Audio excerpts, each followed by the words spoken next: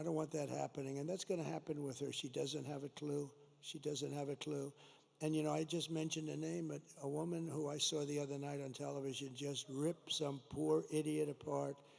Megyn Kelly is here, and she's doing, come up here, Megyn. She ripped a guy apart.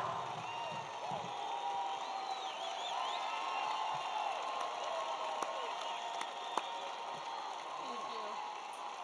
Nice to see you. Hi, everybody. Hey, it's great to see you. Can you believe this guy? Can you believe the energy and the stamina on this guy? At his age, I'm ready to go to sleep over there. He's got another rally to go to till tonight. Let me tell you, first of all, one of the reasons why I wanted to come here, one of the many reasons I wanted to come here. When I launched my show 4 years ago, we had Mark Cuban on the program. You know, yeah. You may have seen he was in the news this week. And he started going on about how bad America's race history was and how ashamed he was of America, and that's why he was at all these protests, and he felt it was really important to stand up and speak out about human rights violations. And then it got awkward when I asked him about all the money he was taking from China. And then he dropped a bunch of F-bombs, and I thought, I really enjoy this feeling of proving Mark Cuban wrong. And so here I am at a Trump rally, a strong, intelligent woman to prove Mark Cuban wrong again.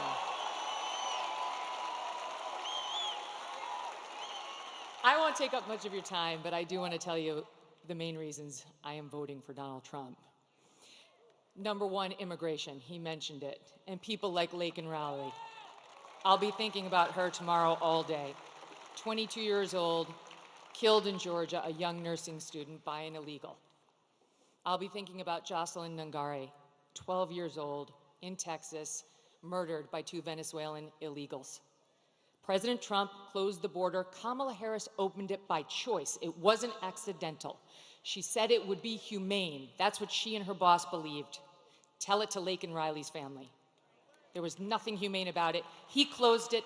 They opened it. It was an intentional choice, and there's no reason not to believe they won't do it again. The boys should not be in the girls' sports. The boys should not be in the girls' bathrooms. The boys should not be in the girls' locker rooms. Peyton McNabb, North Carolina sophomore in high school, slammed so hard in the face by a volleyball hit at her by a boy pretending to be a girl, she suffered traumatic brain injury and permanent paralysis. Kamala Harris looks at her and says, be kind, suck it up.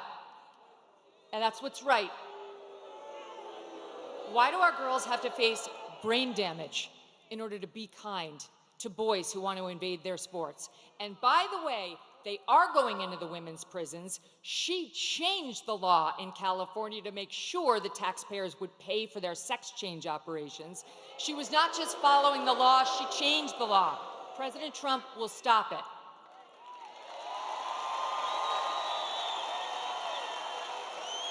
He got mocked by the left for saying he would be a protector of women. He will be a protector of women, and it's why I'm voting for him. He will close the border. He will keep the boys out of girls' sports and where they don't belong. And you know what else? One more thing. He will look out for our boys, too. Our forgotten boys and our forgotten men. Guys like you. Guys like these guys who've got the calluses on their hands, who work for a living with the beards and the tats, who maybe have a beer after work and don't want to be judged by people like Oprah and Beyonce, who will never have to face the consequences of her disastrous economic policies. These guys will. He gets it. President Trump gets it. He will not look at our boys like they're second-class citizens. And ladies out there who want a bit of girl power in this election, let me tell you something. How can you win when the sons and the husbands and the brothers and the dads you love are losing? It's not a win. We care, young women and older, about the lives of our children, the safety of our children. And we need not get so obsessed with what happens when they're in the womb that we forget about taking care of them once we're here and they're loved.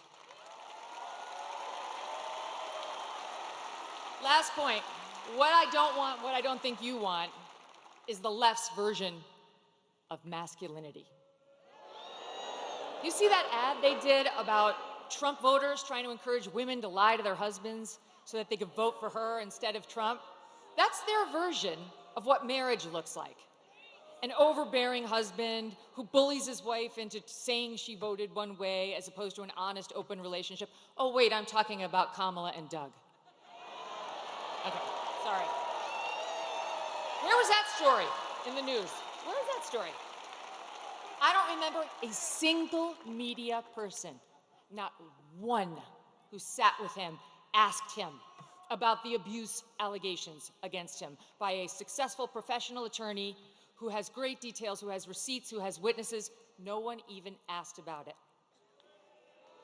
I'm not into their version of toxic masculinity or new masculinity. I prefer the old version.